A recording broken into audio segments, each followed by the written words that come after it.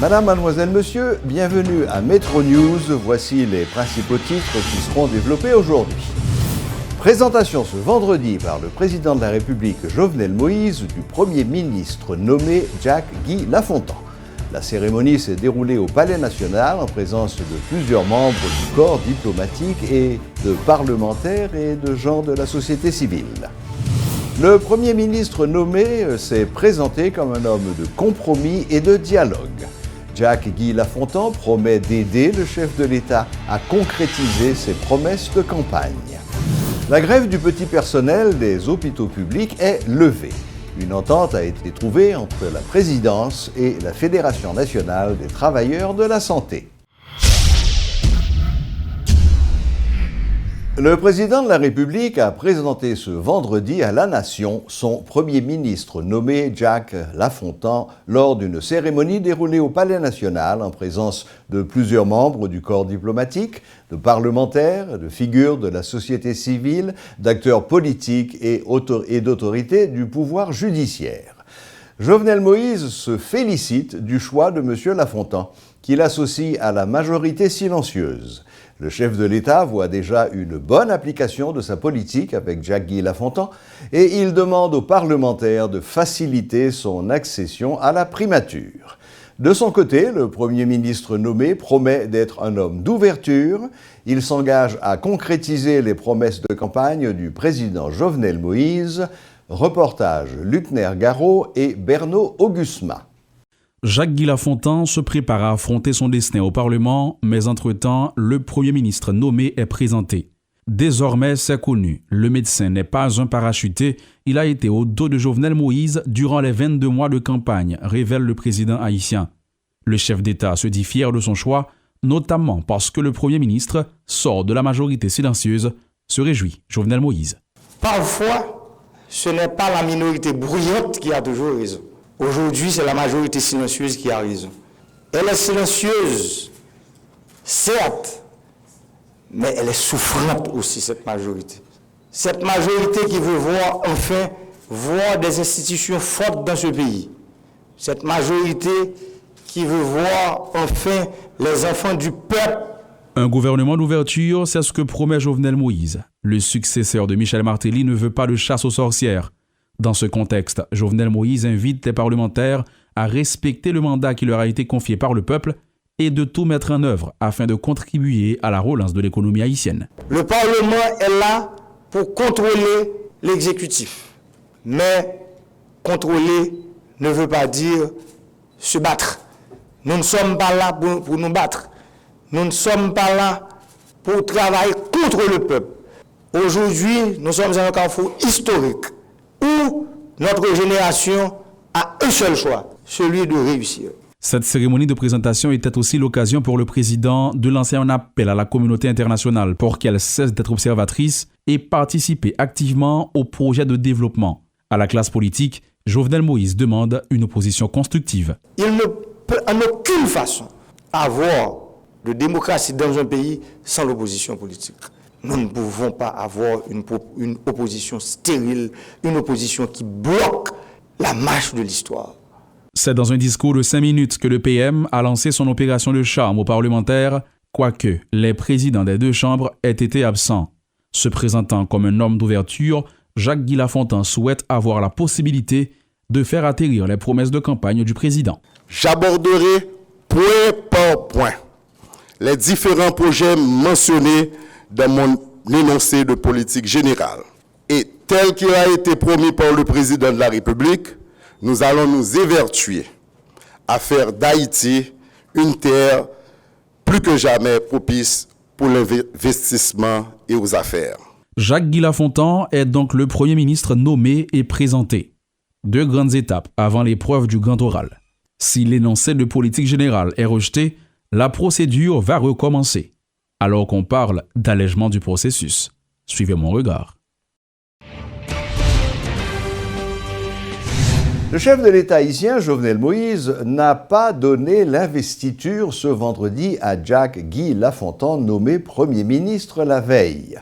Une correspondance aux membres du gouvernement démissionnaire avait fait état d'investiture. Cependant, le protocole du Palais national s'est rétracté quelques heures plus tard en annonçant une cérémonie spéciale pour présenter le Premier ministre nommé à la nation. Selon la Constitution de 1987 amendée, le Premier ministre est nommé sans l'aval du Parlement et peut dès lors commencer à former son gouvernement. Cependant, l'installation du Premier ministre ne sera réalisée qu'après la ratification de son énoncé de politique générale par les deux branches du Parlement. En attendant, le Premier ministre, Ennex Jean-Charles, est toujours aux commandes de l'administration publique pour liquider les affaires courantes. Le sénateur Patrice Dumont se dit attristé d'apprendre par voie de presse que son frère, Anthony Dumont, serait impliqué dans un acte d'agression sexuelle commis sur une fillette de 11 ans. En conférence de presse ce vendredi, le parlementaire souhaite que la justice mène une enquête intelligente et professionnelle en vue de faire jaillir la lumière sur ce dossier. Entre-temps, il n'a pas à interférer dans les affaires judiciaires, a-t-il déclaré. Moi, devant un véritable dilemme là, je ne suis pas contre frère, même pas contre la justice. Bah là, d'autant plus grave que c'est une organisation qui est le RNDDH qui fait dénonciation. Moi, toujours apprécié le travail RNDDH. Pour moi-même, RNDDH, c'est un vigile. C'est mot français. Moi, souvent, moi, toujours, pratiquement, fait RNDDH confiance. Je dis, je me trouve dans une situation côté, moi, souhaiter que vous trompez. Moi, souhaiter que vous en tort. Parce que c'est frère que moi, je mets en pile et qui t'a tombé dans une bagaille qui est grave. Les fautes doivent être payées. Si il y a faute. Le commissaire du gouvernement de Port-au-Prince, maître Danton Léger, a auditionné l'ancien député de la 49e, Jean-Baptiste Anthony Dumont, suite à une dénonciation d'attouchement sexuel sur une fillette de 11 ans. Après son audition, le chef du parquet a ordonné la mise en détention de M. Dumont, frère du sénateur Patrice Dumont, qui s'était rendu de son plein gré au parquet. Un protocole d'accord a été signé jeudi en fin d'après-midi suite à une entente entre la commission mise sur pied par la présidence et la Fédération nationale des travailleurs de la santé pour mettre fin à la grève entamée depuis le début du mois de décembre 2016. Selon cet accord, la commission s'engage notamment à prendre les dispositions nécessaires en vue de faciliter le paiement des arriérés de salaire des contractuels des hôpitaux publics et de créer une commission nationale de réforme de la santé et des services hospitaliers. Quelques jours, nous connaissons une période de carnaval, la population joue une semaine, nous connaissons qu'il y a des petits problèmes, que ce soit dans les hôpitaux, au cas côté qu'il y a un carnaval national la fête, à Port-au-Prince également, avec des activités tout le pays, il y a des hôpitaux dès demain.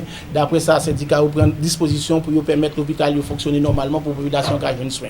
Parce que ce sont des choses qui sont fondamentales pour la population qui a des soins. Donc, comme il a besoin de manger, mais le soin à la santé, c'est un droit de l'homme, c'est un droit de la dignité humaine, nous pensons que c'est fondamental. Je dis à nous-mêmes, moi-même étant président Fénatras, moi signé à quoi ça. Moi prends engagement ça. Et me dit travailler. Même l'éviter là hier c'est lui qui l'a dit. M'ta souhaité signataire représentant l'État pour prendre engagement dans ça pour suivi fait. Parce que nous pas fin monter en mode nous arriver en tête maintenant pour nous redescendre et puis pour nous remonter encore. Ça veut dire pile bagaille. Nous t'a souhaité gagner ça y aurait le budget rectificatif qui va le voter là. Pour l'État prendre engagement pour le répondre avec obligation. Et nous dit, c'est pour nous baillons vote en blanc, mais c'est pas un cadeau lié. Tout employé qui gagne dans 10 départements, demandez-nous pour nous reprendre le travail. La première dauphine de Miss Univers, Raquel Pélissier, a renouvelé sa volonté d'aider Haïti en donnant une image positive du pays à l'extérieur. La Miss Haïti Univers s'est dite investie d'une mission en faveur d'Haïti. Elle a donné l'assurance qu'elle sera toujours disponible pour faire la promotion de son pays. L'homme a décidé pour moi participer dans le casting Miss Haïti, c'était un objectif ça, parce que moi dis chaque fois moi Haïti dans la télévision, c'est pour mauvais bagaille. Donc moi te voulais offrir Haïti une bonne visibilité. Moi te voulais jouer ça si Haïti paraît dans nouvelle, c'est pour un bon bagaille que tout le monde ouais grandeur Haïti, ça Haïti gagne avec tout haïtien gagne pour. Mais lorsque vous parlez pendant qu'on parle et puis vous sentez qu'on foule dehors qui dit Haïti, qui dit Raquel, chevaux t'es campé, chevaux t'es dressé, qui j'en t'ai senti? Non, là moi t'ai senti vraiment complète parce que j'aime t'ai dit là ça c'était mission PAM dans Miss Univers là. C'est moi pas un monde que moi t'ai besoin couronne pour tête PAM, moi t'ai besoin couronne pour Haïti. Donc moi connais que moi pas gagner couronne mais que me gagner tout cœur mon tout téléspectateur qui était là qui t'a regardé dans salle ou qui t'a regardé dans caillou ça fait me sentir complète parce que moi que mission t'est accomplie. Ça ne va pas s'arrêter là parce que pour moi c'est un honneur pour moi ambassadrice pays et moi je voulais continuer le travail que me commencer dans Miss Univers la travail bonne visibilité autour d'Haïti qui c'est très important pour non seulement que le monde entier reconnaisse valeur nous mais pour aussi tout haïtien comment c'est quoi dans tête comment c'est quoi que comment c'est gagner ambition, comment c'est gagner force pour suivre rêve. Donc tout travail ça moi voulais continuer. Moi j'étais dans New York Fashion Week, moi défilé pour un grand designer qui est les McDougall. C'était encore une grande visibilité pour Haïti et moi voulais continuer toute année pour que Haïti là, Haïti campé puis ferme. La compagnie aérienne Sunrise Airways a effectué son vol inaugural de Port-au-Prince vers Cuba. Touristes, personnalités importantes et quelques journalistes ont pris place dans l'avion estampillé Haïti et qui a atterri dans la matinée du jeudi à Port José Martí à La Havane. Le directeur de la compagnie, Philippe Bayard, a fait remarquer que désormais Sunrise Airways dispose d'un Airbus A320 qui a une capacité de 180 passagers. Ça fait partie de notre plan d'affaires d'établir un pont aérien entre Port-au-Prince et Cuba. Je souligne déjà que nous volons à Santiago et à Camagüey, 2 vols par semaine. La Havane, c'était le 3e point, ce que nous accomplissons aujourd'hui. Notre objectif, c'est d'unir la Caraïbe. C'est de créer. Sunrise est un mécanisme pour pouvoir faciliter les échanges économiques, les voyages entre les 2 pays et aussi pour pouvoir faciliter la multidestination comme c'est un projet dans le cadre des projets de l'Association des États de la Caraïbe. Donc la Havane, c'était un passage obligé. Donc nous espérons que ça pourra stimuler les échanges entre les 2 pays, comme ça pour pouvoir avoir beaucoup plus d'échanges entre les 2 cultures. La boucle est bouclée. Merci de votre fidélité. Joyeux carnaval à toutes et à tous et à la prochaine, même heure, même chaîne.